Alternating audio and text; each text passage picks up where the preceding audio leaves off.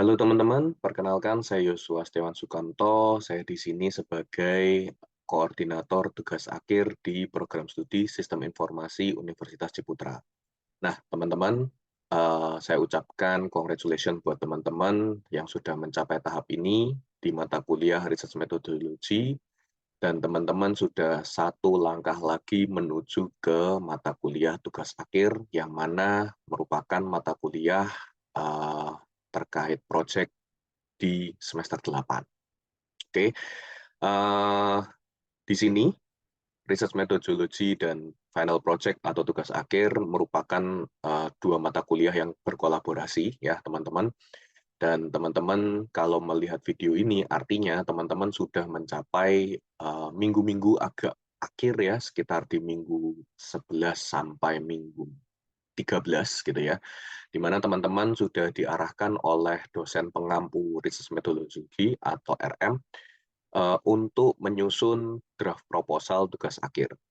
Oke, di mana juga teman-teman pasti sudah memperoleh pengetahuan dan ilmu dari dosen pengampu untuk melakukan bagaimana sih cara melakukan riset, gitu ya.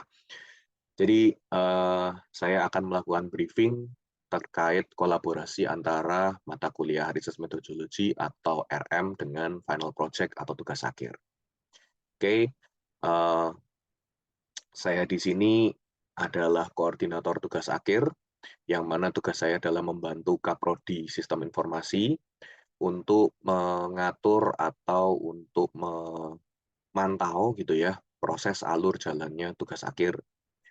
Nah, saya di sini yang membantu Kaprodi, yaitu untuk mengatur mekanisme dan aturannya, lalu kemudian mengatur penjadwalan siapa yang akan menjadi calon dosen pembimbing kalian, dan juga kira-kira siapa yang akan menjadi penguji kalian, gitu ya.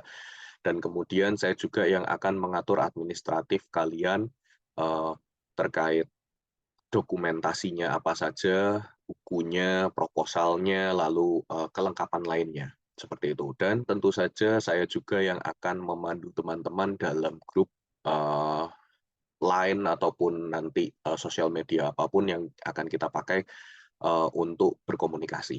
Gitu ya. Begitu juga saya yang akan nanti mengatur e-learning dari mata kuliah tugas akhir. Oke.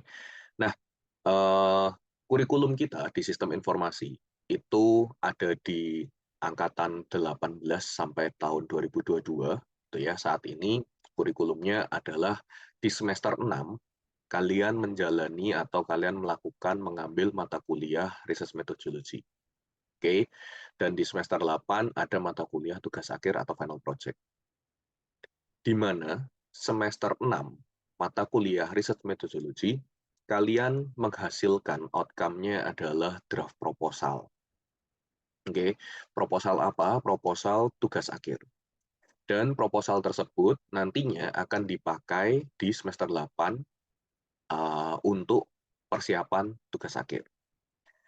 Kenapa demikian? Karena di semester 7 kalian itu full dengan magang atau internship. Oke, jadi selama satu semester kalian internship, maka dari itu persiapannya akan terlalu mepet, mendadak dan mendesak kalau berada di semester 8 langsung. Oke, maka dari itu kami bersama dengan tim kurikulum, Kaprodi, dan saya selaku koordinator tugas akhir membuat bagaimana jembatannya yang nyaman untuk teman-teman. Gitu ya. Oke, jadi di RM kalian akan menghasilkan sebuah draft proposal, dan draft proposal tersebut harapannya bisa dipakai menjadi proposal yang baik juga untuk tugas akhir.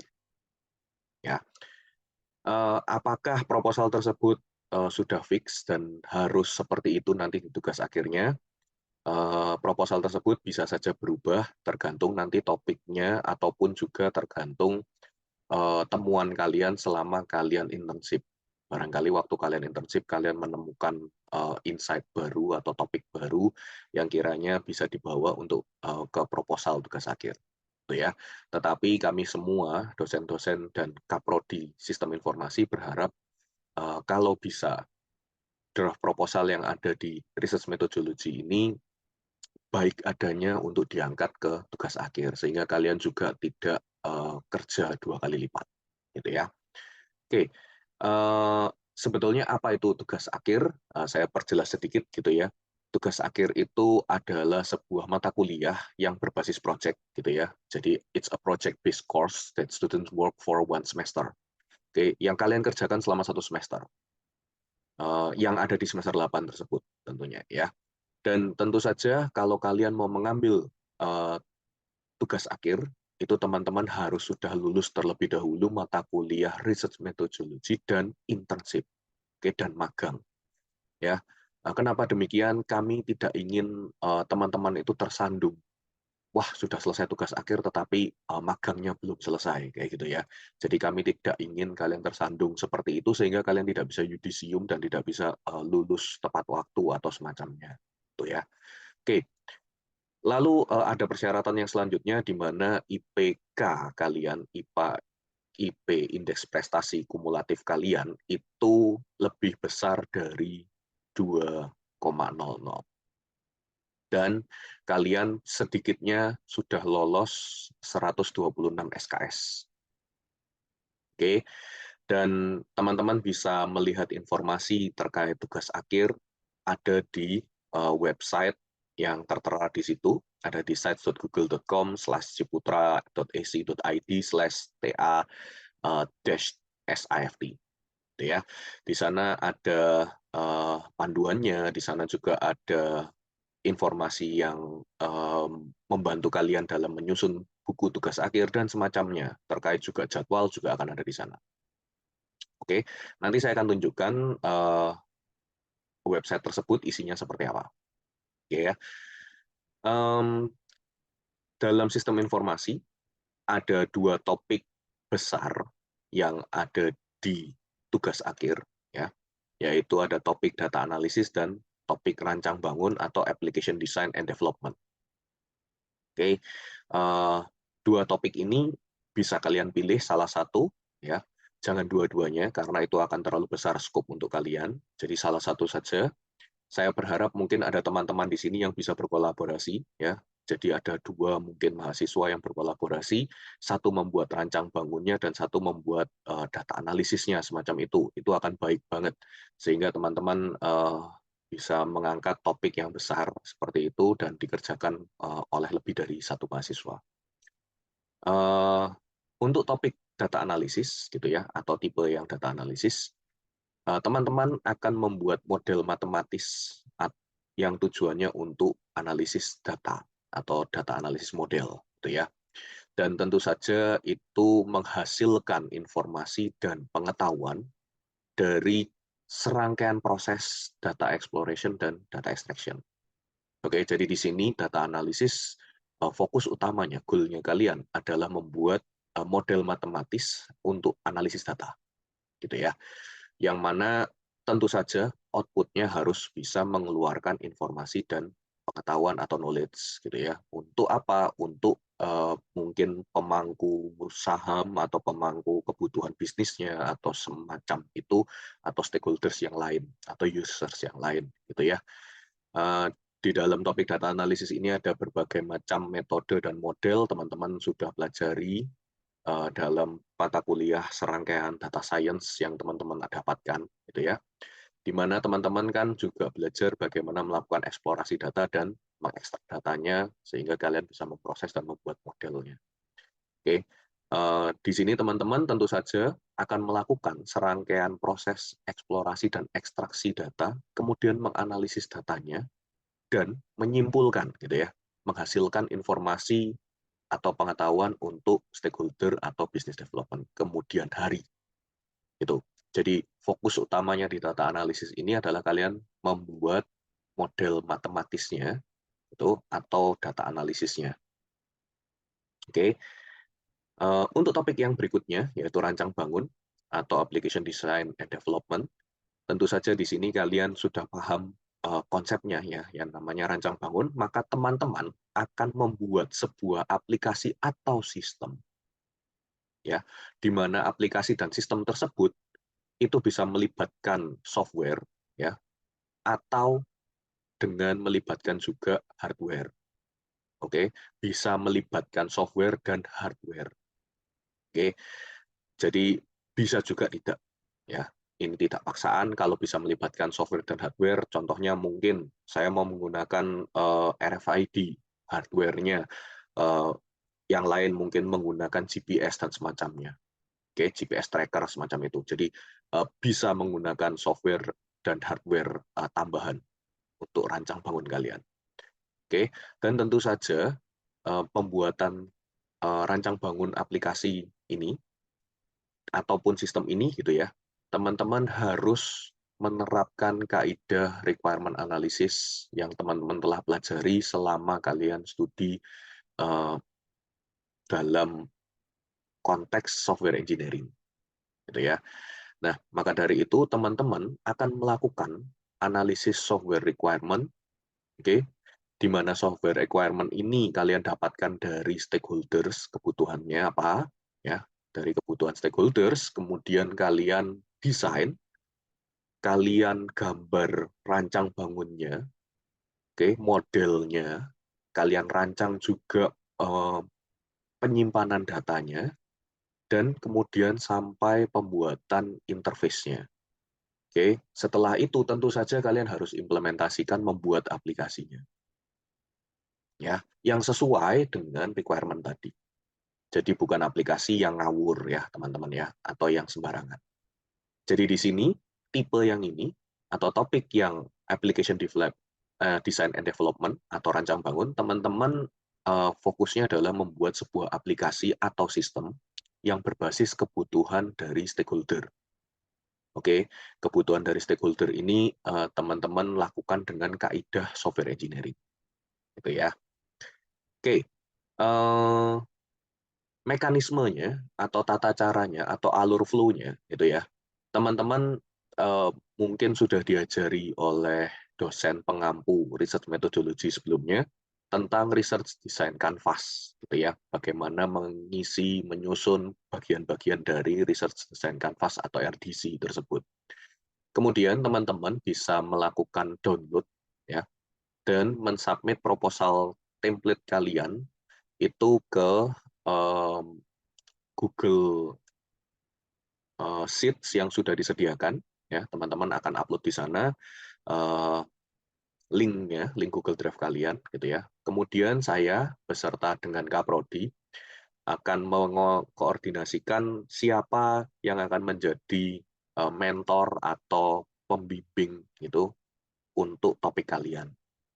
Oke, di sini konsepnya masih calon ya teman-teman, masih calon di mana bisa saja nanti pada saat semester 8 berlangsung atau tugas akhir berlangsung bisa saja dosen pengampu atau dosen pembimbing tugas akhir kalian berubah gitu ya. Tetapi kalaupun topik kalian tidak berubah, berarti kemungkinan juga dosen pengampunya atau dosen pembimbing kalian tetap sama. Oke, jadi seperti itu. Kemudian dalam mata kuliah RM kalian gitu ya, nanti mungkin di week 14, 15 gitu ya, kalian melakukan mentoring bersama dengan calon dosen pembimbing tersebut tadi untuk menyusun bab 1, 2, dan 3 atau proposal kalian. Oke, untuk menyusun itu dan juga tentu saja mengacu pada kaidah research methodology tersebut ya, metode melakukan riset gitu ya. Setelah itu draft proposal kalian selesai dan disubmit ke mungkin ke e-learning-nya research methodology dan juga ke Google Sheets-nya tugas akhir tadi. Oke, nanti akan saya tunjukkan lokasi-lokasinya ada di mana. Ya teman-teman. Lalu kemudian mekanismenya untuk tugas akhir yang ada di semester 8 gitu ya. 3 sampai 2 bulan sebelum kalian KRS semester 8. Oke, saya ulangi ya. 3 sampai 2 bulan sebelum KRS semester 8.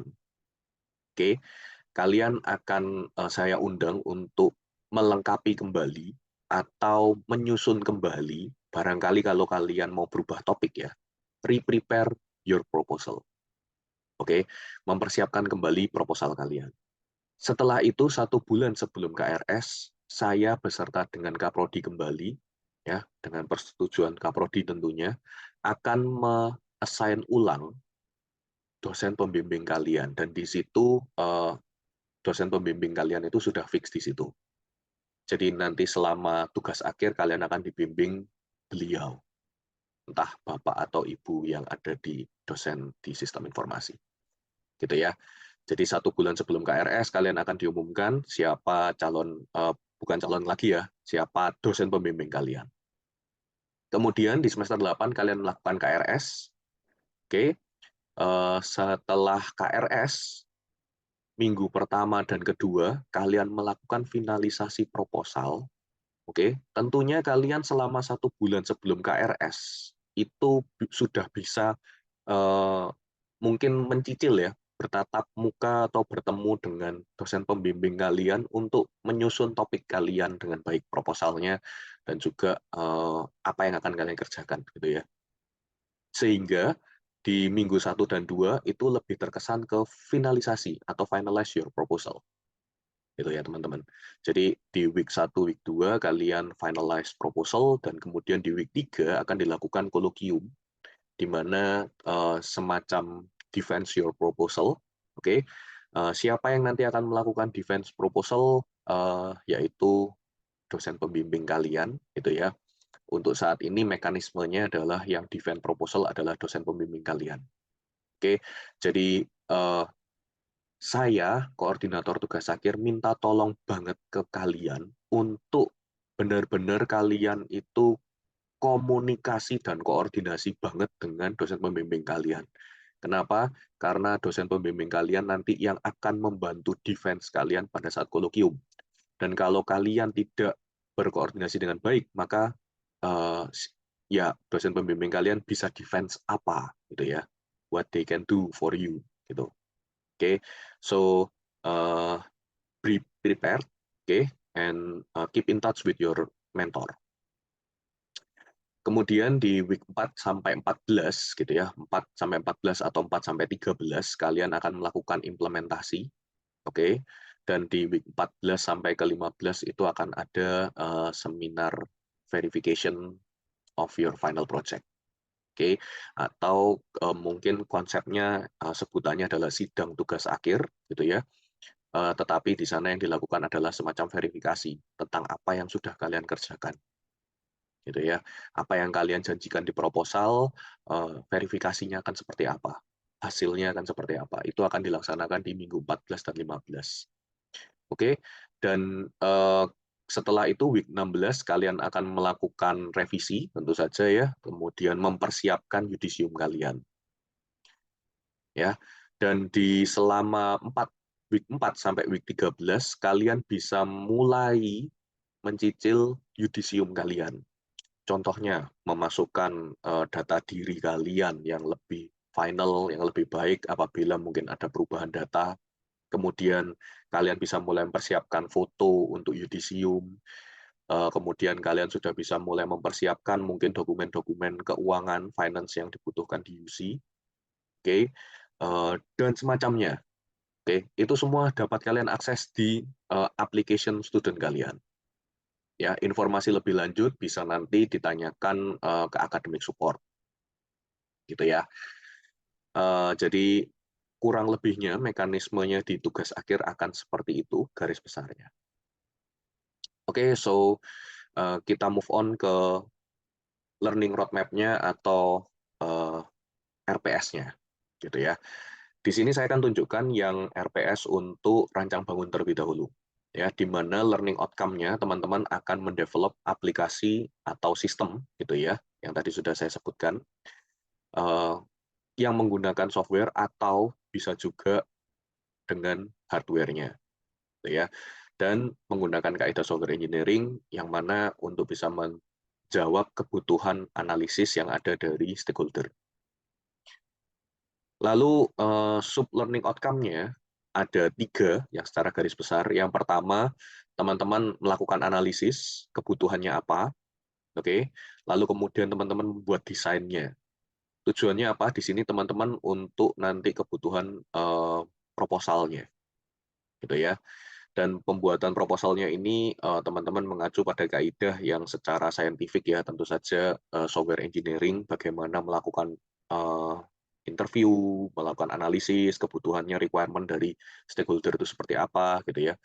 Kalian lakukan interview, lalu kalian membuat desainnya juga sesuai dengan kaidah yang benar ya, dengan menggunakan Unified Model Language seperti use case diagram, class diagram gitu ya.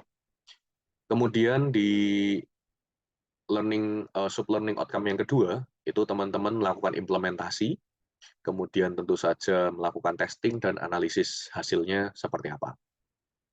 Oke. Dan di akhir sub learning outcome kalian adalah melakukan presentasi hasilnya ke para penguji, ya, para examiner kalian atau para reviewer kalian nanti. Nah, untuk apa saja yang akan kalian lakukan atau yang kalian pelajari selama sub learning outcome itu tadi, ada yang pertama teman-teman melakukan analisis tentu saja ya, kebutuhannya apa, kemudian teman-teman melakukan literature review, oke,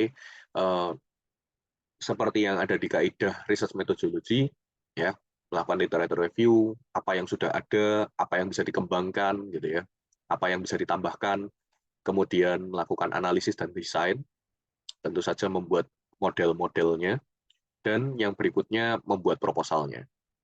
Oke, untuk sub learning outcome yang pertama ini akan dinilai di minggu ketiga atau pada saat kolokium, ya, jadi akan dinilai oleh 3 para penguji kalian, dan nilainya atau bobotnya sebesar 25%. Itu untuk AFL 1. Itu ya untuk scoring yang pertama. Kemudian untuk sub learning outcome yang kedua, di mana kalian melakukan implementasi mulai dari week 4 sampai week 13 gitu ya. Kalian akan dinilai sebanyak 2 kali. Yang melakukan penilaian di sini adalah dosen pembimbing kalian, ya. Jadi kalau kalian habis proposal terus hilang, maka dosen pembimbing kalian juga yang akan menilai kalian nanti jelek, gitu ya. Jadi tolong benar-benar koordinasi yang baik, keep in touch yang baik dengan dosen pembimbing kalian. Oke, kalian akan dinilai sebanyak 2 kali. Sebarannya ada di week 8 dan juga di week 13. Jadi di week 13 ini yang akan nanti menentukan apakah kalian layak untuk maju ke tahap selanjutnya atau ke verifikasi. Oke, porsinya total ada 30% dan dibagi menjadi 2, yaitu 15-15% di AFL 2 dan AFL 3. Ya, teman-teman. Informasi ini juga nanti kalian bisa lihat di Google Sites yang akan saya bagikan nanti. Oke, kemudian week 14, 15, dan 16 kalian mempersiapkan diri untuk sidang verifikasi, ya, yang mana dilakukan di 14-15, tentu saja submitnya di 16 untuk revisinya. Gitu ya. Kenapa dimampatkan banget di 16? Karena yudisiumnya biasanya itu di week 17 dan 18. Jadi teman-teman sudah bisa mulai mempunyai gambaran ya. Revisi di 16 itu sudah sekalian submit ke library. Oke, karena yudisium juga akan dinilai dari Departemen Library. Oke ya. Oke, ini learning roadmap untuk yang data analisis. Secara garis besar mingguannya sama, ya, apa yang dilakukan per minggu itu sama, dan learning outcome-nya yang berbeda. Oke, di mana di sini saya ulangi kembali, teman-teman mendevelop sebuah model matematis yang digunakan untuk proses data analisis, gitu ya. Dan tentunya teman-teman model ini harus bisa mengeluarkan informasi dan knowledge yang baik, yang berguna untuk stakeholder. Ya, dan proses ini kalian lakukan dalam proses atau kaidah data science, ya, mulai data eksplorasi, data ekstraksi, data analisis atau data proses, pre-proses dan sampai processingnya. Oke, nah untuk sub learning outcome-nya mirip juga, yang membedakan mungkin yang di sisi depan, yang di sisi yang pertama yaitu teman-teman melakukan analisis dan desain itu based on skema atau siklus data science gitu ya, di mana teman-teman melakukan research kebutuhannya apa, kemudian research datasetnya apa yang akan kalian gunakan, kemudian metode testingnya, metode samplingnya seperti apa, gitu ya, teman-teman bisa terapkan di atau tuliskan atau susun di proposal kalian di bab 1, 2, dan 3.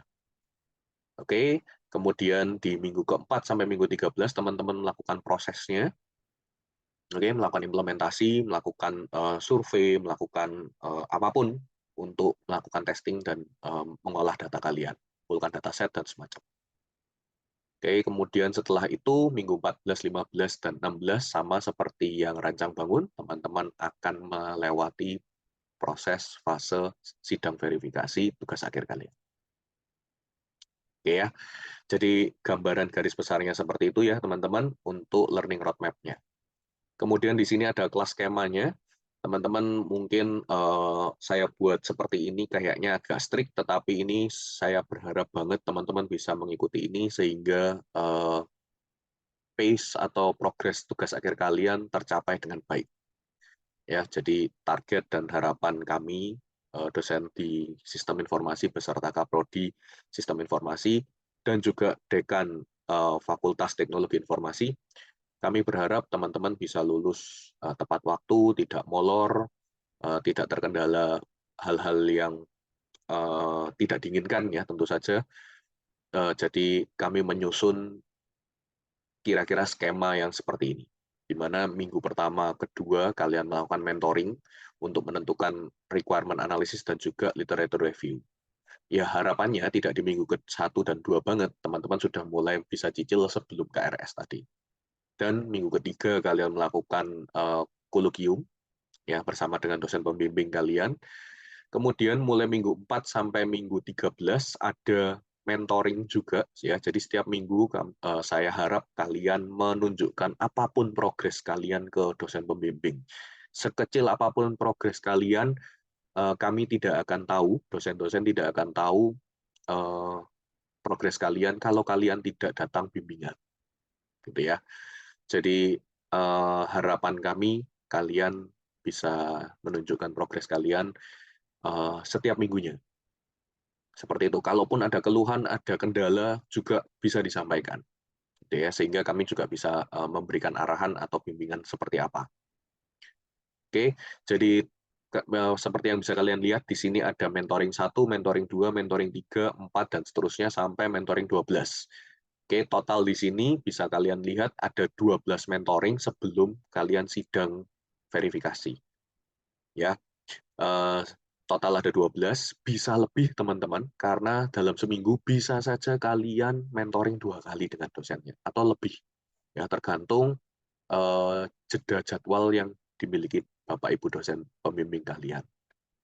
Oke, jadi ini adalah nilai minimal 12 kali mentoring, dan ini akan menjadi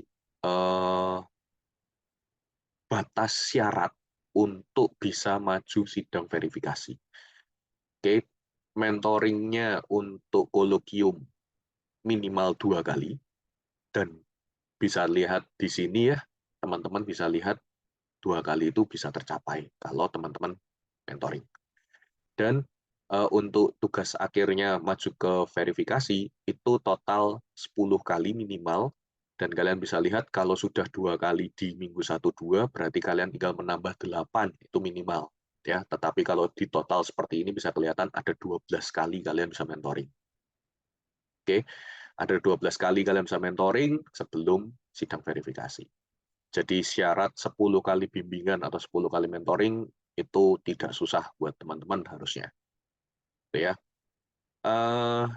Sekian slide yang saya miliki terkait briefing research methodology dan tugas akhir. Ya, saya harap ini jelas buat teman-teman supaya teman-teman bisa ikuti juga. Oke, saya akan lanjut ke website yang akan digunakan untuk teman-teman bisa mendaftar atau menyusun proposal tugas akhirnya ya. Di sini teman-teman bisa akses sites.google.com/ciputra.ac.id /TA-SIFT. Oke, di sini ada langsung muncul, teman-teman bisa amati. Websitenya memiliki ada beberapa menu di sini ya, ada guides and information di sini, ada beberapa briefing tugas akhir yang lama, ya teman-teman bisa lihat, dan ada templates. Oke, untuk proposal kalian, kalian bisa akses di sini ada templates ini. Kalau diklik, oke ya, nanti akan menghasilkan Google Drive ini. Ya, Google Drive ini teman-teman bisa amati, bisa lihat, dan teman-teman bisa pakai yang miliknya ISB atau sistem informasi. Oke, teman-teman bisa akses template-nya di sini, dan teman-teman silakan download. Oke, jangan diedit langsung dari sini, ya. Tolong teman-teman download, saya bisa lihat historinya siapa yang melakukan edit last modified-nya by siapa, gitu ya. Jadi tolong jangan diedit langsung, download-lah, oke. Dan saran saya, susunlah dengan menggunakan aplikasi yang sesuai. Jadi saya menyarankan banget menyusun buku tugas akhirnya menggunakan Microsoft Word. Oke, kalau kalian tidak punya Microsoft Word, silahkan bisa kontak Pak Aris, oke, salah satu akademik support kita, untuk minta account student kalian diaktifkan Office 365-nya. Ya, nah di sana teman-teman bisa melakukan penyusunan ini, oke, dan teman-teman bisa amati di sini. Saya sudah berikan highlight. Kalau memang yang untuk proposal, teman-teman perhatikan yang untuk proposal. Untuk yang sidang, gitu ya. Jadi ada bedanya di sini. Oke, di sini sudah saya berikan nomor. Teman-teman bisa ikuti urutannya yang dikumpulkan mulai dari halaman judul nanti. Kalau untuk proposal itu sampai bab 3. Oke, karena belum melakukan implementasi ya, sampai desain saja. Dan di sini teman-teman bisa ikuti template-nya, ada yang untuk analisis dan untuk rancang bangun. Silahkan disesuaikan dengan topik kalian. Oke, downloadlah dan uh, buatlah sesuai kebutuhan kalian gitu ya. Template kalian seperti apa yang kalian pakai. Kemudian di sini juga ada daftar pustaka, nanti juga kalian pakai untuk proposal.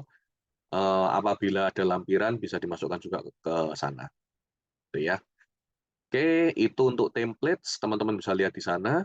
Kalau mau melakukan mentoring seperti apa, ada panduannya juga di sini sudah saya sertakan. Ini panduan yang buat adalah BAA. Oke, Departemen BAA di sini sudah membuat guidance-nya untuk mentoring.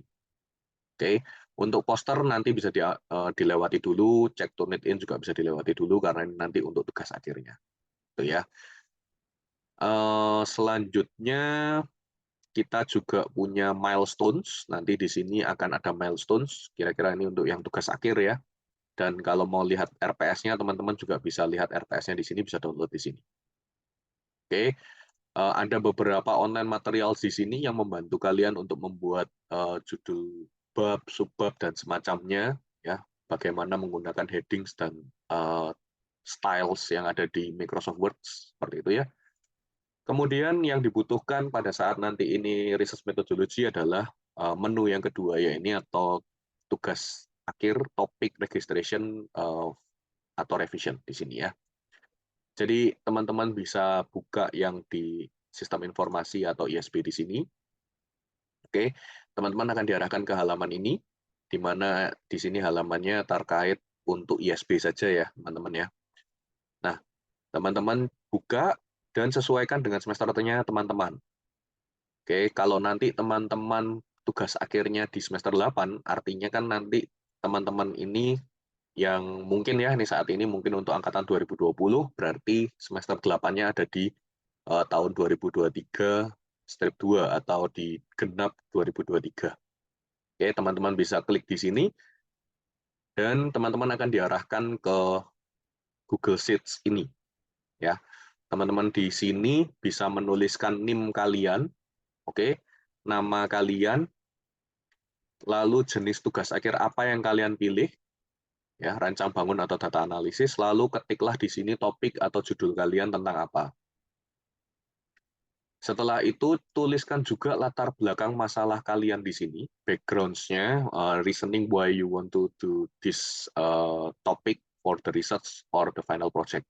Oke, jadi alasannya kenapa kamu memilih topik tugas akhir ini, latar belakangnya apa, permasalahannya apa, kamu ceritakan di sini. Oke, bisa 1, 2, 3 paragraf, bisa kamu tulis di sini. Oke, panjang juga tidak masalah. Terus kemudian uploadlah link Google Drive-nya atau tuliskan link Google Drive kalian, draft proposal kalian. Oke, taruh di sini dan aksesnya tolong dibuka. Gitu ya. Untuk calon dosen pembimbing, kalian tidak bisa melakukan perubahan. Nanti saya yang akan melakukan pemilihannya, calon dosen pembimbingnya siapa, dan kemudian akan saya minta verifikasi ke Kaprodi. Oke. Untuk calon dosen pembimbing di sini ada beberapa nama, ya mungkin bisa ini nanti akan bertambah atau diubah gitu ya sambil seiring berjalannya waktu. Nanti akan saya sesuaikan juga dengan formasi yang ada di dosen sistem informasi. Oke, informasinya kurang lebihnya seperti itu. Jadi ini untuk kalian yang lagi RM, pilihlah yang sisi atas ini ya, topic and title registration. Nah, nanti untuk yang sudah masuk ke fasenya tugas akhir, bisa baru pilih yang bawah ini. Tapi kalau belum, masih RM, bisa pakai yang ada di sini. Oke, jadi ini adalah semester kira-kira nanti kalian akan ambil tugas akhirnya. Ya, bukan semester kalian saat ini. Oke, jadi jangan diklik yang 2022 strip 2 ini. Oke, sekian untuk informasinya. Jadi video ini mungkin akan ditonton juga oleh generasi selanjutnya, ya. Jadi link tersebut juga nanti akan bertambah, termodifikasi, bisa menyesuaikan dengan semester kalian saat ini berlangsung. Oke ya. Sekian informasi dari saya selaku koordinator tugas akhir. Sekali lagi congrats buat teman-teman, kalian sudah mencapai tahap ini, kalian sudah berada di depan gerbang tugas akhir, gitu ya. Kalian sudah saatnya mulai mempersiapkan diri untuk itu dan bersiap diri juga untuk mengikuti magang atau internship. Oke, terima kasih banyak. Sampai jumpa di kesempatan lainnya.